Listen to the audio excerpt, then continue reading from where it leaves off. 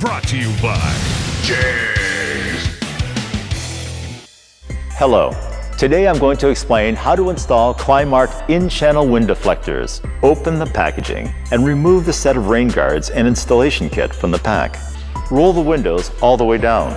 Each set is equipped with degreasing wipes. Use them before starting the installation process. Use the degreasing wipes to clean the inner surface of the window channel. Remove the adhesive backing tape from each end of the deflector. Insert the front end first.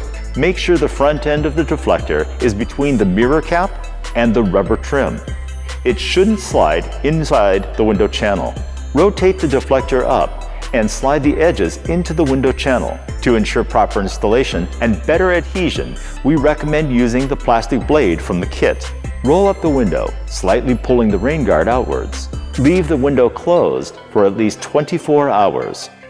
Rear side visor installation. Roll the window down and repeat the preparation process. Peel off the protective liner tape. Starting at the back, slide the visor up into the window channel. Note: place the visor frame between the fastening brackets and the rubber seal.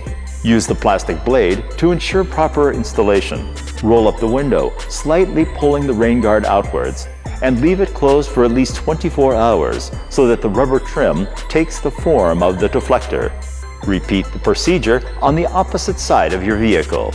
Sometimes the anti-pinch system triggers the installed in-channel deflectors. This can happen if the rubber inside the window channel has aged or frozen in cold weather. Note: if the anti-pinch system triggers the installed deflectors, roll the side windows all the way down, slightly pull the deflectors outwards, and close the window several times and leave it closed for 24 hours. I hope that the explanation was clear for you. Brought to you by JEGS. Fast delivery. Your source for high performance and quality.